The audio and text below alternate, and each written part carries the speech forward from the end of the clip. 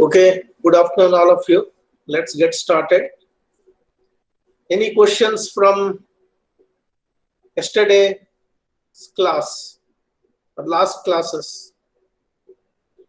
And students are sending me some clarifications, doubts on this limit state method, adopting it, how to analyze and analyze this doubly reinforced sections.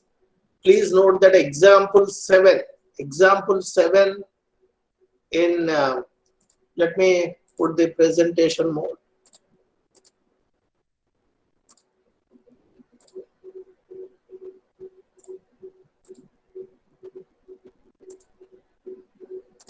Please go through this example, okay? It's already shared with you. This example clearly illustrates how to proceed. Okay, so you need to start with given the grade of concrete, given the grade of steel, as well as the area of steel in compression and tension. You start with, or you take try to find what is the neutral axis depth for a balanced section, because to estimate its capacity, to estimate the capacity of a section, moment carrying capacity of a section, you need to know what is neutral axis depth. As I mentioned, for doubly reinforced section, neutral axis depth is an iterative process. Computing neutral axis depth is an iterative process. So where to start? You start assuming the guess value, initial guess value, as that for a balanced section. Using this value, for this example, let's see. I'm not going in detail because I want you to go through it. Okay. So once you, for a given grade of concrete, given grade of steel, especially given grade of steel, based on that you know what is going to be Fy, and this XU max can be calculated. Taking that as initial guess, you try to find what is the strain at the level of compression reinforcement. And then based on the strain value, you go to the stress strain curve. Here it is clearly illustrated in this example. You go to the stress here. This is where strain at the level of compression reinforcement is calculated. Go to the design stress strain curves and read what is FSC, stress in the compression state, and the stress in concrete at the level of compression steel, you can take it as 0.447 FCK. As long as your D prime divided by D, or here it is actually there is a mistake. It should be D prime divided by D. In this there is a print mistake. D prime divided by D, as long as it is less than 0.2, you can take FCC as 0.447 FCK. So once you have these values, using these values, you solve this equation, which is nothing but force equilibrium, and try to find neutral axis depth. So this is the second, we started with a balanced section neutral axis depth, and we got the new value of neutral axis depth. You compare this with whatever you started. If they are close enough, you can stop at that stage. Otherwise, take this as the new guess value and then do one more iteration till it converges. Okay? And also check whether this is less than the balanced section neutral axis depth or not. So this example clearly illustrates all the steps. You go through these steps, okay? Try to understand first, do the hand calculation before you start developing an Excel code or something like that. At least one problem you solve it, or whatever is given here. Whatever is given here in this example, already workout is given to you, all the details. So what I suggest is you repeat, cross-checking whether these values, these numerical values are correct or not. That's a good exercise. before you start doing the assignment problems. Okay. So anyway, you give one more try, and if you have any questions, let's discuss it in the next class next week. Okay. And the due date for this assignment, I extended it till October 16th. And I also sent a notice saying that October 18th, you are going to have your quiz exam, quiz 1, and it's going to be up to whatever we covered for the flange sections, analysis as well as design. If you are able to complete the flange sections, including analysis, design in today's class, that's fine. Otherwise, Tuesday class, whatever we are going to cover, till that point, it's going to be there for your quiz. And quiz is going to be starting at 9 o'clock in the morning. By 9 o'clock in the morning, I'll be sending you both by WhatsApp as well as by email the quiz question paper. So you can start exam from 9 o'clock, and then you complete the exam by 5 o'clock in the evening, and then scan those sheets. And I clearly gave instruction how to name the corresponding file and email it to me. Okay. Any questions? Any questions? Anyway, I think if there are no questions, let's proceed further. Let's proceed further. Okay. So this flange section, last class I explained to you flange section. What you need to watch out is whether depth of the flange, capital DF to the effective depth. Effective depth is effective depth from the extreme fiber in compression, from the top fiber in compression to the centroid of the tensile reinforcement. Please note that whatever flange sections that we are here looking at, they're all reinforced only on the tension side. That you need to keep in mind. And suppose, and now you already, as a part of this course, you already looked at doubly reinforced sections, both by working stress method as well as limit state method. And if you complete the assignment, then you will be comfortable, or you will get more confidence in solving or in analyzing and designing a doubly reinforced section using limit state method. So a rectangular section reinforced on tension side alone, and rectangular section reinforced both on tension side as well as compression side. And now we are looking at flanged sections reinforced only on the tension side. And what about flanged sections reinforced on the compression side? If you want to design a flange section reinforced even on the compression side, then you need to, once you understand these concepts, the concepts corresponding to doubly reinforced section, you need to extend your imagination and develop these equations. Okay. So that all depends on your creativity and imagination. So as a part of this course, we'll be covering, or we'll be discussing only flange section reinforced on the tension side. Okay.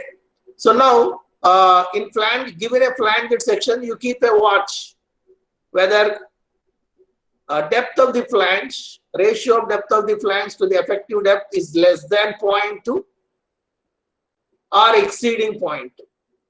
That is one check you need to make. And this is similar to d prime divided by d less than 0.2 or not for a doubly reinforced section. So it's similar to that. Okay. Or similar to doubly reinforced section, instead of saying d prime divided by d less than 0.2, you can also say d prime divided by xu max, d prime divided by xu max, or d prime, xu max is for a balanced section, d prime divided by xu max is less than 0.43 or not.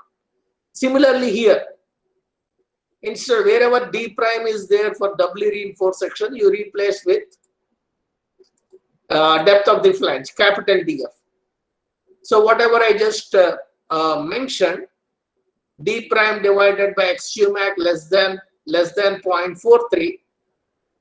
That means what is the significance of that? You are going to be in the rectangular portion of your the stress block, rectangular distance, because the entire compression region comprises of parabolic portion as well as rectangular portion. So you are going to be in the rectangular portion. What is the advantage being in the rectangular portion? Your stress is going to be remaining constant at 0.447 FCK. Similar to the doubly reinforced section. So the check, you need to also check whether capital DF divided by, instead of xu max, if it is under reinforced or over reinforced, you need to check whether capital DF divided by xu is exceeding 0.43 or not. If it is exceeding 0.43, the stress distribution is going to be comprising of both rectangular portion as well as parabolic portion, or you can say it's non-linear. And if it is less than 0.43, it's going to be it's going to remain at 0.447 FCK. You keep that in mind, okay? So you need to keep a watch on both these ratios for a flanged section. Capital DF divided by D as well as capital DF divided by XU. Any questions here? Hope everybody is following. If you have any questions, please please note that in today's class, Professor Amlan is not there. So if you have any questions or anything, don't put it in the comments, because I may not be watching those comments while giving the lecture. So if you want, you can stop me and ask me the question. Okay. So if there are no questions, whatever I just repeated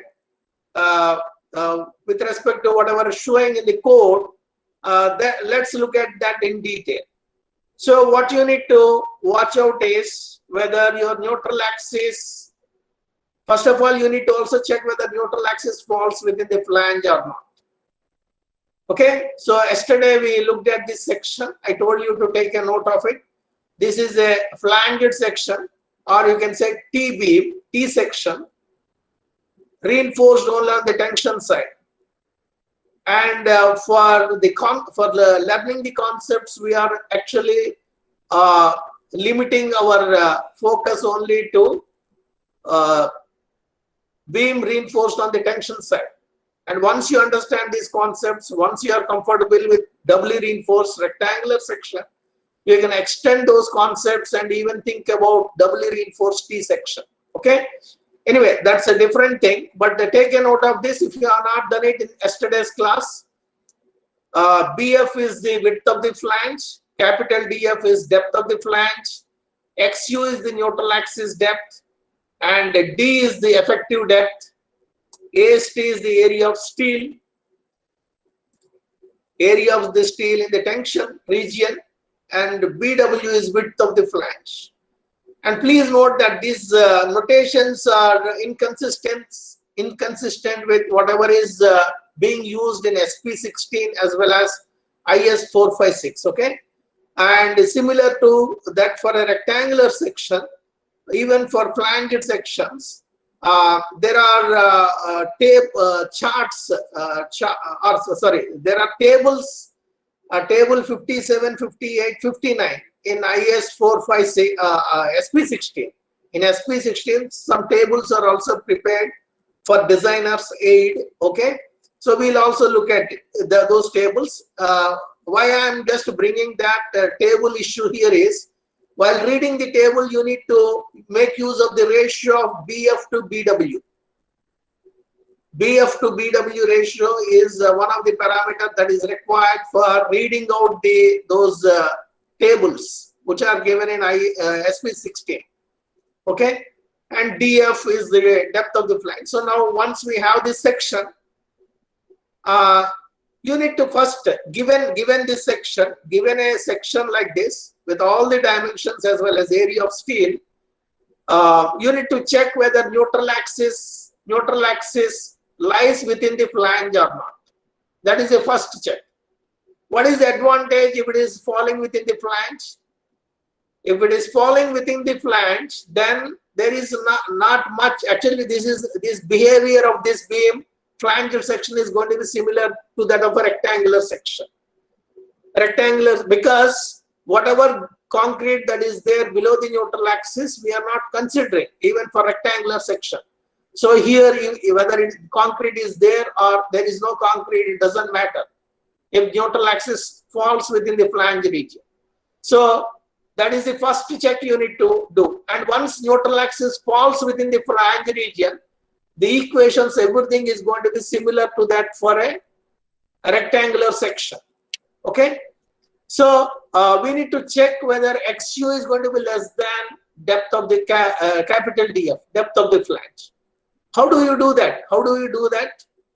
What you can do is you calculate, assume given whatever amount of steel as a first trial, you calculate XU, you calculate neutral axis depth, assuming that the neutral axis is going to fall within the flange.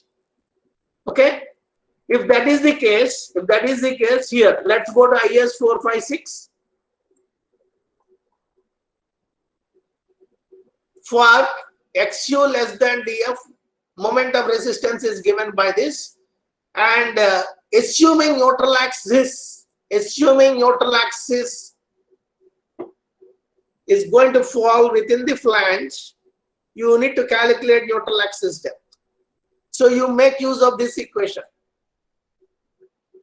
You determine the neutral axis depth using this equation, and if you want neutral axis XU, you can strike off this D. This is XU divided by D. If you want XU alone, you can strike off this D, the D here, D in the denominator here, and D in the denominator here. So XU is going to be 0.87 Fy, area of steel, divided by 0.36 FCK, multiplied by B. What B you need to use? You need to use width of the flange. You need to use width of the flange. You calculate neutral axis depth, assuming the neutral axis to fall within the flange region. You calculate XU, and then whatever XU you get here, you check whether XU is less than DF. If XU is less than DF, then the rest, then you can safely make use of these equations. If it is under reinforced, or if it is over reinforced, or if it is a balanced section, and if it is over reinforced, you can actually, if it is the analysis problem, you can limit your resisting moment, or the limiting moment of resistance to that for a balanced section. Only thing is, wherever B is there, you replace with BF, width of the flange. Okay, so that is all what is given in this slide. Let's go through that. So assuming neutral axis to fall within the flange region, you calculate neutral axis depth, and then you check whether XU is less than DF or not. If XU is less than DF, then whatever your assumption that neutral axis falls within the flange region is correct, then your limiting moment of resistance is given by this equation. Please note that this is same as that for a rectangular section, except this B, wherever B is there, that B is replaced with BF. This BF. Any questions here? Suppose XU, whatever XU you found, it is greater than DF. If it turns out to be greater than DF, then your initial assumption that neutral axis is falling within the flange region is not correct. Then you need to go to the subsequent steps. Okay? Any questions here? So first check is you check whether neutral axis depth falls within the flange or not, making use of the relation to calculate this neutral axis depth XU, you make use of relations that you used for a balanced section, that you used for a rectangular section. Except wherever width of the section B is there, you replace with BF. Okay. So any questions here? Anyway, stress diagram is shown. Stress diagram is shown here for a case where neutral axis is falling within the flange. So that is what this is. And this moment, this resisting moment or limiting moment of resistance is obtained by taking the tensile force multiplied by the lever arm distance. Okay. And now, if your XU is greater than DF, if neutral axis depth falls, in the web region, that is the case that is shown here. So let's read this. Neutral axis falls outside the flange. If neutral axis falls outside the flange,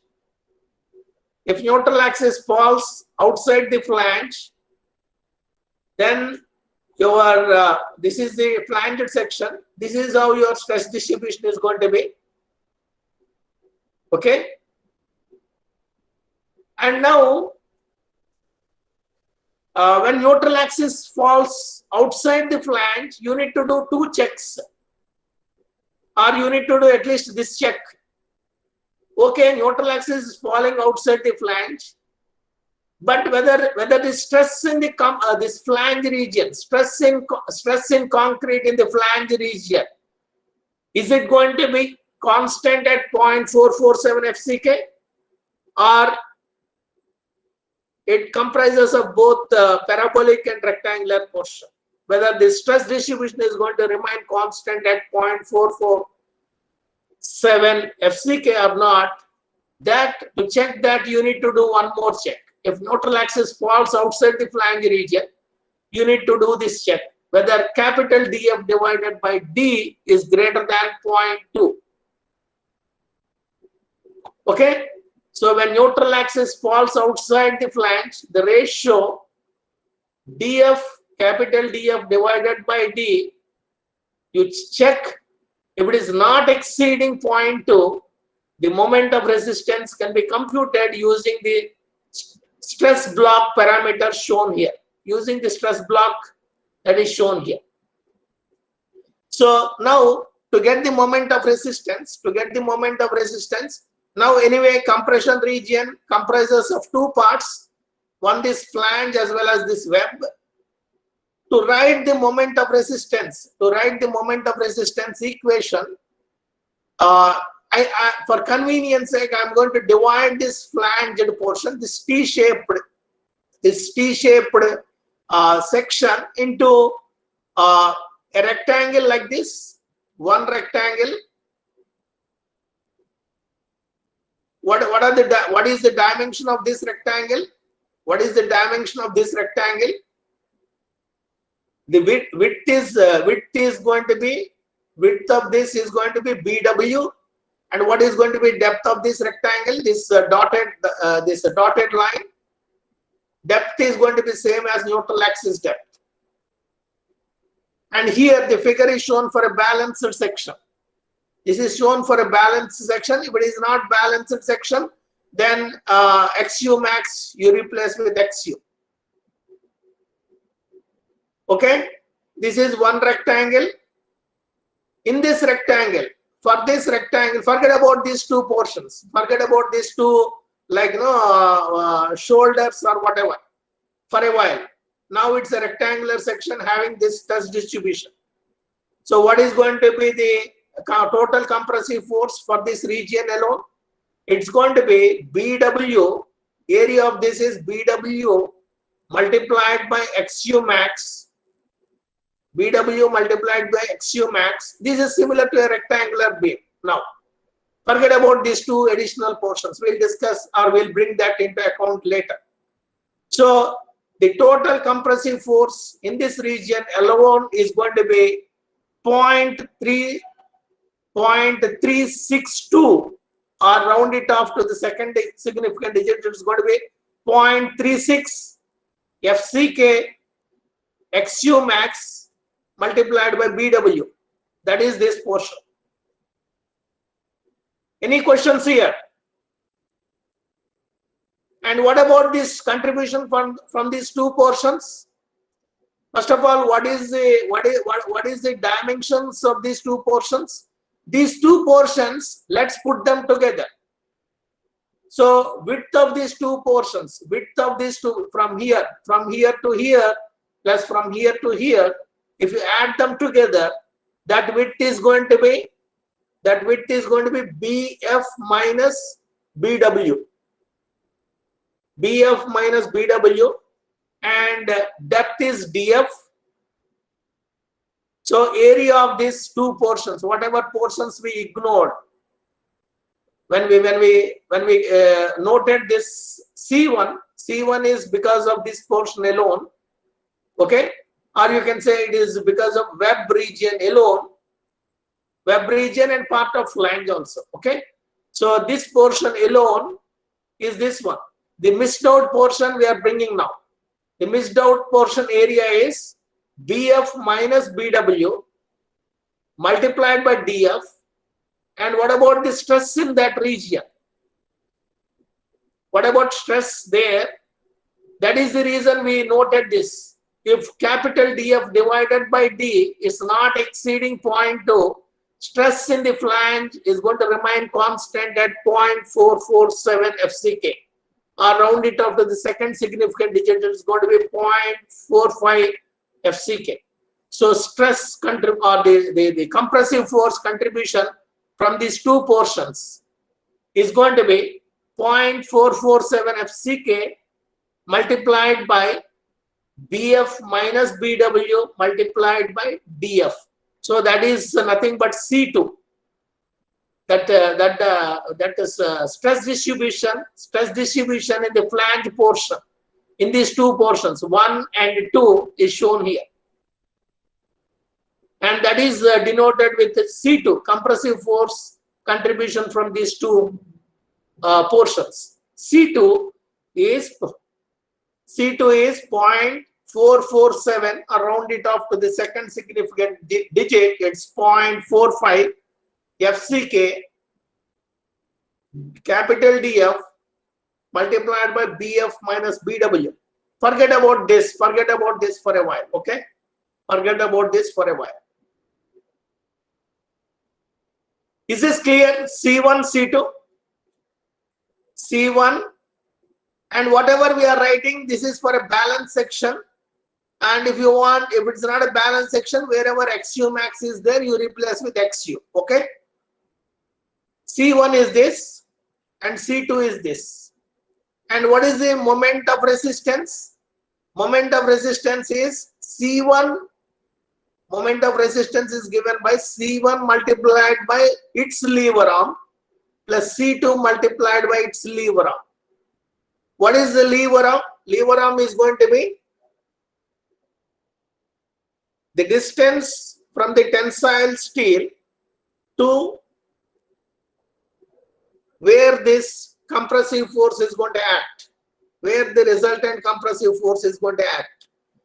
For this first portion, for C1, resultant compressive force is going to act. It's going to be similar to a rectangular section. Resultant compressive force is going to act.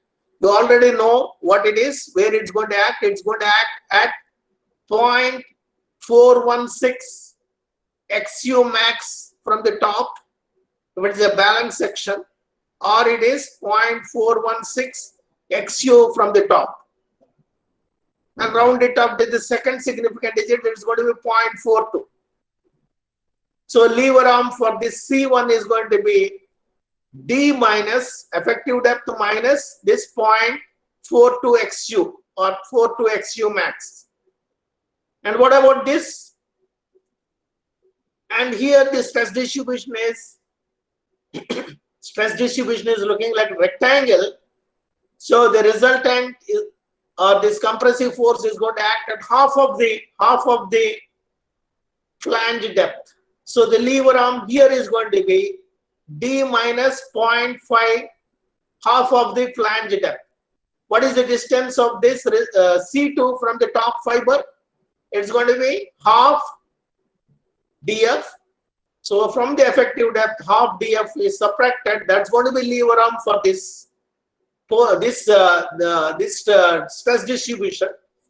So C2 multiplied by that lever. So once you get C1 and C2, you can write the limiting moment of resistance. Is this clear? And this is exactly what is given. This is exactly what is given in your IS 456. Or it is slightly rearranged. It's slightly rearranged. It is normalized. Whatever this D is there, this D, it is actually D is taken out and it's written like this. Or multiplied and divided with D.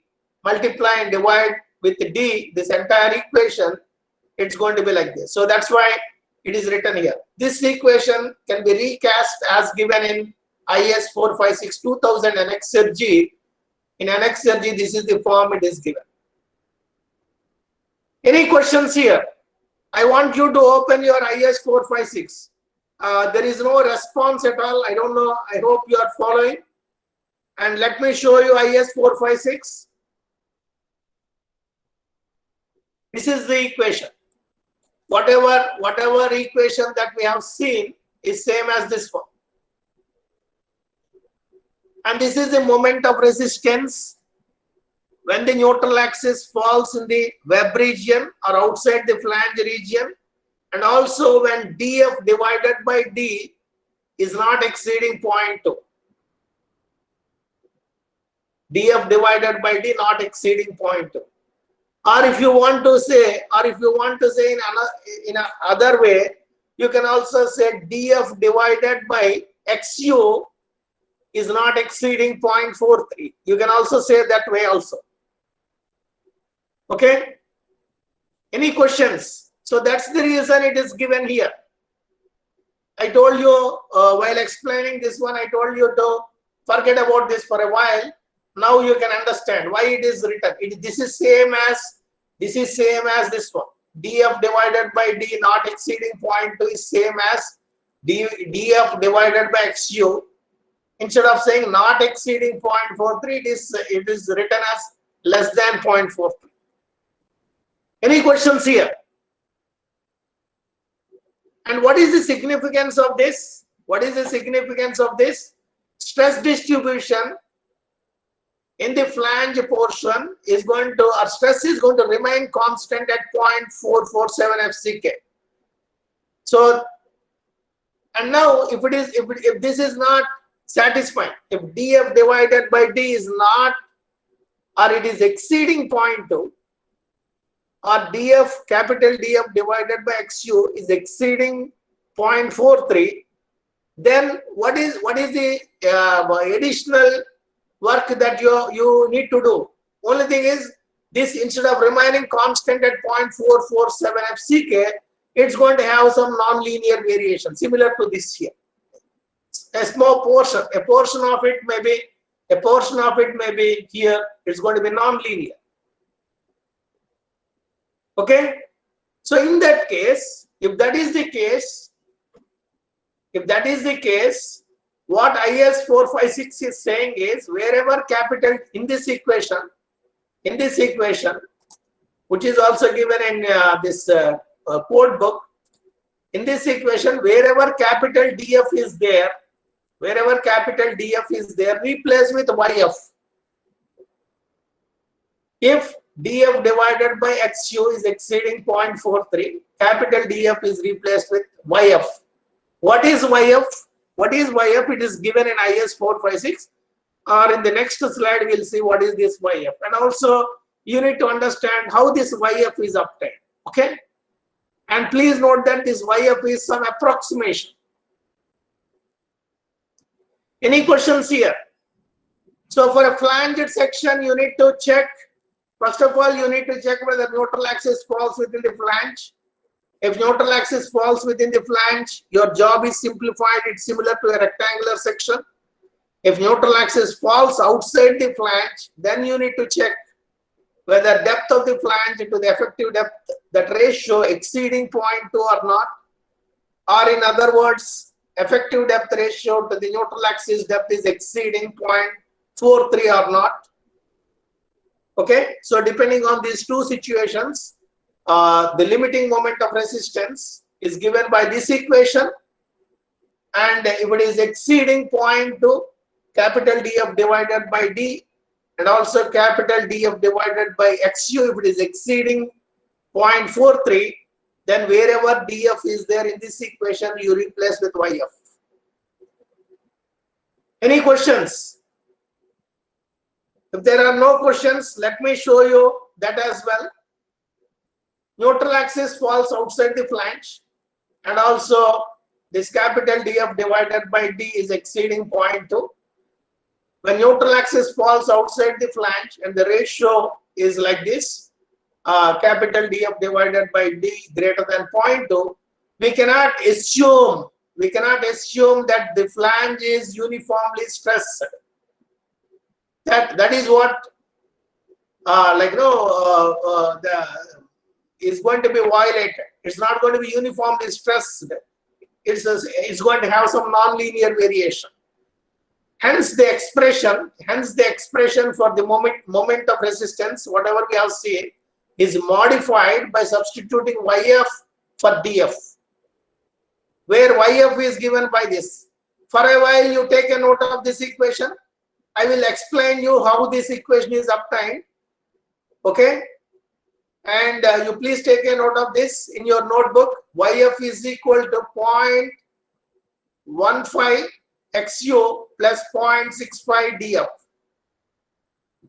So you calculate Yf like this, and also you need to check whatever Yf you calculated, if it is exceeding DF or not.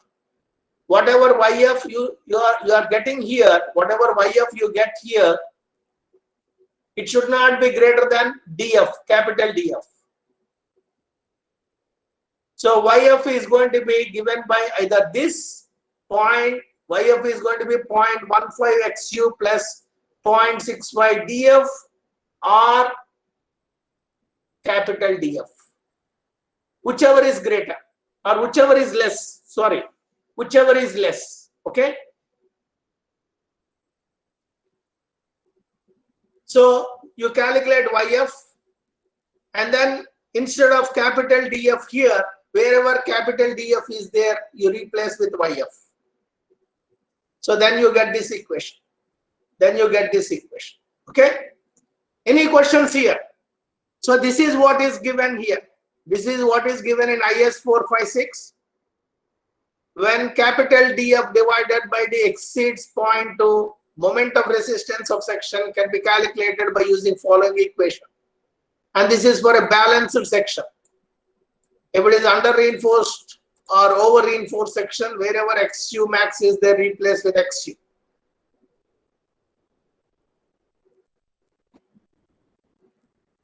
Any questions?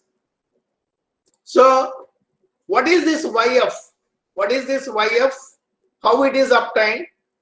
It is given by Whitney. Whitney has given this approximation. And how he has given this approximation? Please note that instead of having nonlinear variation, and here please note that in this portion, this is a rectangular portion, okay? In this portion, this kind of variation is there, and it is having parabolic, or it is having some rectangular portion and a parabolic portion. Parabolic portion is fully complete. It is fully complete, okay? And what is the problem here is, sorry, one second, let me go to this. When this capital Df divided by D is exceeding 0.2, in this flange region, a portion is going to be, the stress distribution is going to be it's going to be constant, or it's going to be rectangle, and then small parabolic portion will be there. So that stress distribution is going to be complicated in the sense Here it is complete parabola and complete rectangle.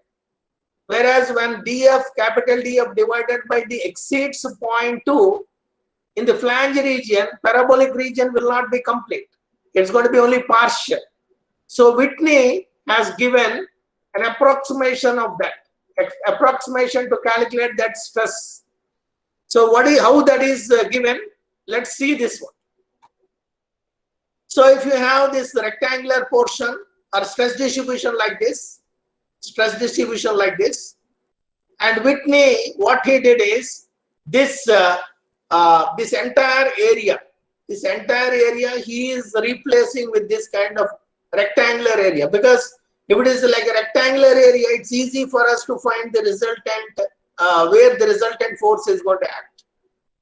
Okay, so this area is approximated as this one, and here there is a mistake. It should be IS 456 2000 instead of 0099 is printed. You just make a correction to that. So YF, I told you to make a note of this one. YF is 0.15 XU plus 0.65 DF. How that is obtained? That is the explanation is what I am trying to give. You please take a note of these two figures. Please take a note of these two figures.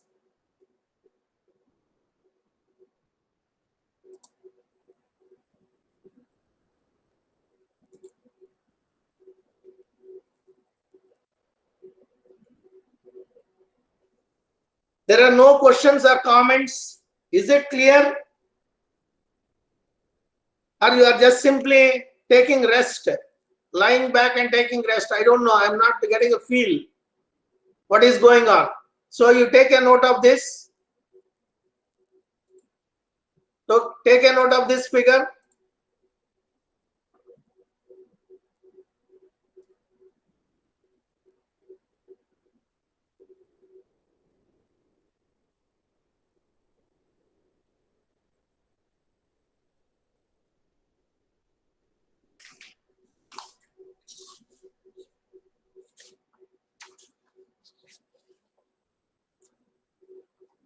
Okay. And please note that this YF is 0.15 XU plus 0.65 DF. Okay. So you make it general because we want to understand the procedure. What I'm going to explain to you is it helps you to understand how this coefficient 0.15 is obtained, 0.65 is obtained here. So you make this equation more general. YF is equal to, you write it like this, YF is equal to capital A multiplied by XU plus capital B multiplied by capital DF. You write it like that. Then we will determine what is A and B, and then cross check whether that A and B matches with 0.15 and 0.65 or not. Okay. And this is all courtesy of Whitney. Whitney has proposed this one. So now let's understand. So here two constants. So when you write YF is equal to capital A XU plus capital B DF, you have two constants to be determined, A and B. When you have to determine two unknowns, you need to somehow get two equations. Two simultaneous equations you get, and then once you solve these two equations, you can determine two unknowns. That is the logic that is applied here. So now let's see the procedure. So let's make that more general like this. YF is equal to capital A times XU plus capital B times DF. And to determine these constants A and B, you require two conditions. What are the two conditions that are used? These are the two conditions that are used. I told you to make a note of those figures. I don't know whether you have taken it or not. You please write down these two conditions. When capital DF is equal to 0.43 XU, when capital DF is equal to 0.43 XU, YF is equal to 0.43 XU. When capital DF is equal to XU, YF is equal to 0.8 XU. So please take a note of these two conditions. Once again, let's go and see those figures. Then you will understand what exactly this is.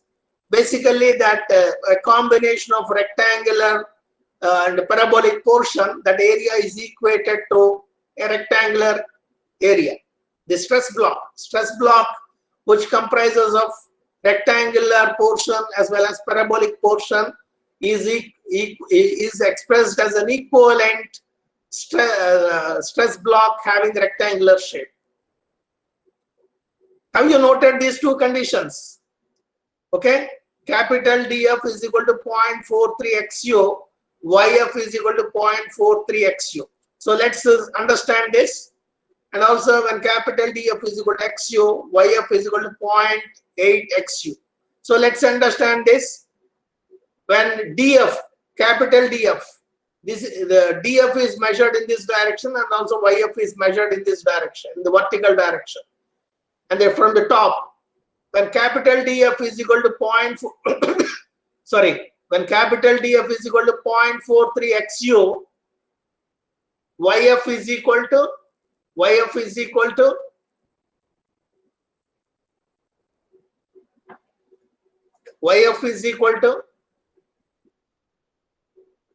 same thing. YF is equal to 0.43 XU. When DF is equal to 0.43 XU, YF is equal to 0.43 XU. So from top, if DF is measured and from top YF is measured, and when DF is equal to XU, when DF is equal to XU, YF is equal to 0.8 XU. So that is the meaning of that. So basically, this portion is expressed as this area is equivalent rectangular area is what is added here. Okay, so use these two conditions. You use these two conditions and solve for A and B. You do that homework, and then it turns out that A is equal to 0.15 and B is equal to 0.65. So that is how this equivalence is obtained. Okay, so you can make use of this, and then you can write your limiting moment of resistance given by this one. Wherever capital DF is there, replace with YF. YF is obtained by Whitney's stress block. YF is obtained by Whitney's stress block. And this word Whitney's stress block is not given in IS 456, but this is where the origin of that approximation, YF is equal to 0.15 XU plus 0.65 DF. That approximation is coming from this Whitney's approximation for stress block. And not only this, once you calculate this YF, and you need to check whether this value which you get is exceeding DF or not. If it is exceeding DF, you need to limit it to DF. Okay, so this is how you can estimate your limiting moment of resistance when the neutral axis falls outside the flange, as well as when capital DF divided by D exceeding 0.2 or capital DF divided by XU exceeding 0.43. And related, some examples are given here. I want you to go through these examples. Okay.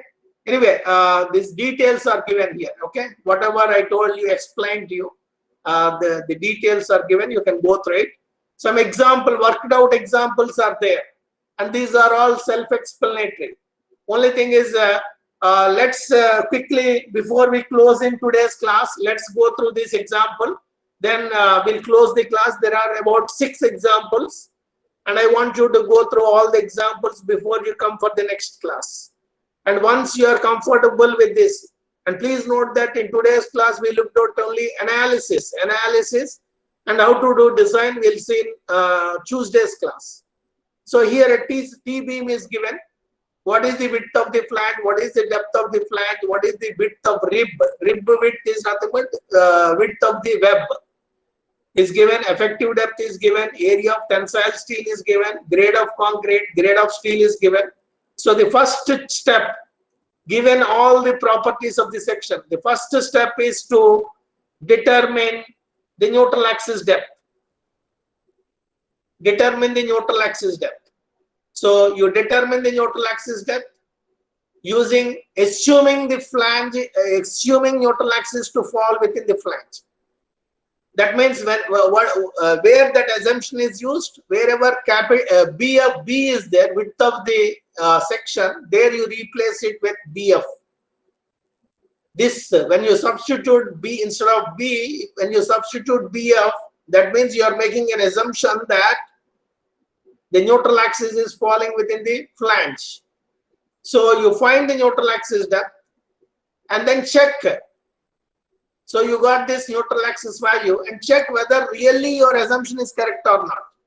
Whether this value, whatever it turns out, whether it is less than depth of the flange. What is depth of the flange? 150. 150 is the depth of the flange for this problem. So whatever XU you get here, you need to check with the actual value of depth of the flange. Suppose here at this stage it turns out that this is violated. That means your assumption, initial assumption that neutral axis falls within the flange is not correct.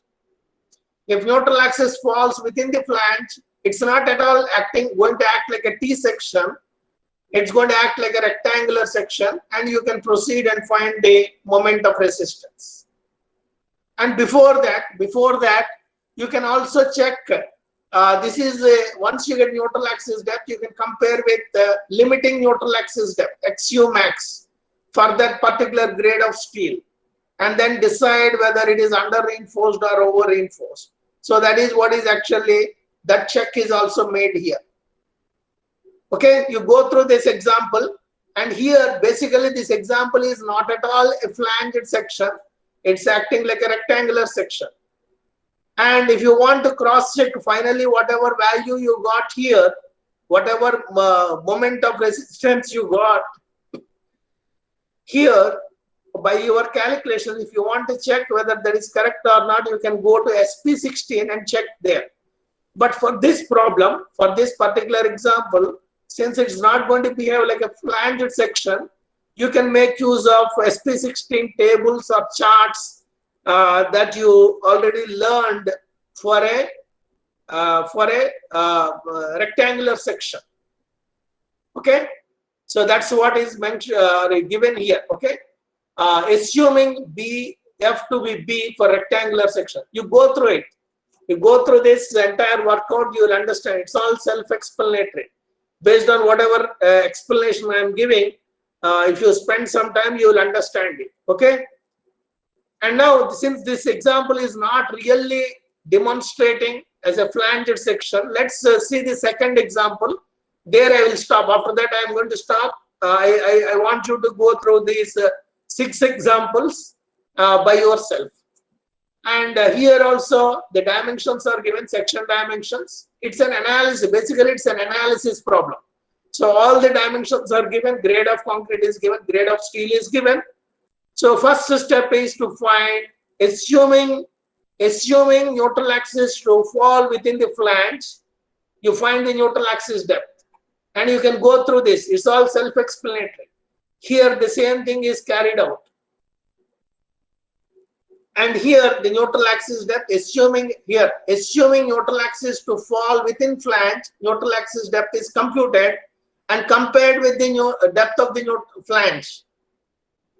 The neutral axis depth is compared with the depth of the flange. It turns out that the neutral axis is exceeding the flange depth. That means initial assumption is wrong. Initial assumption is wrong. So now this check definitely confirms that neutral axis is falling outside the flange region. So if neutral axis is falling outside the flange region, you need to check whether depth of the flange is ratio of depth of the flange to the effective depth, it is exceeding 0.2 or not. So that check is made here. Once you confirm neutral axis falls outside the flange, you need to confirm this check. Once this check is made, What is the mean implying? This check, what it is implying? The stress distribution in the flange region is going to be uniformly stressed. It's going to be uniform value, which is 0.447 FCK. So based on that, you can find what is the compressive force C1 and C2. The expressions I explained to you. And then equate it, the total compressive force is equal to total tensile force. And then equating this, you are going to get an equation. You are going to get an equation in terms of XU. You solve that XU, and that gives you the neutral axis depth. And also you can also check whether the ratio of, now you got the neutral axis depth, you can check whether depth of the flange to the neutral axis depth is exceeding 0.43 or not. If it is not exceeding 0.43, the stress distribution in the flange region is going to be uniform, which is 0.447 FCK. Suppose this check is failed. This check is failed. That means this assumption is wrong. Then wherever capital DF is there, you need to replace with YF and redo the calculation. And once you get the neutral axis depth, you need to compare with the limiting neutral axis depth for a balanced section. And then check whether the section is under reinforced or over reinforced. And then find the limiting moment of resistance. So you go through this, okay? You go through this, and I'll stop here, and further explanation I'll give you in the next class. Any questions? Any questions? You are keeping quiet. I don't know whether you really are following or not. Let me take attendance and then we'll close the class.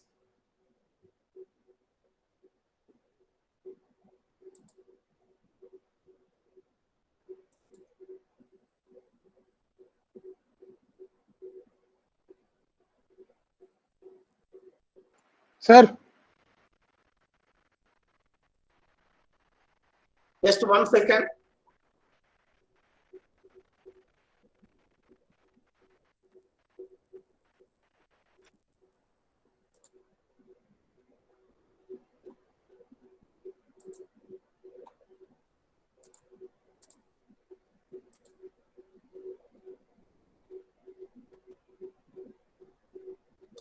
Okay, thank you. Sir.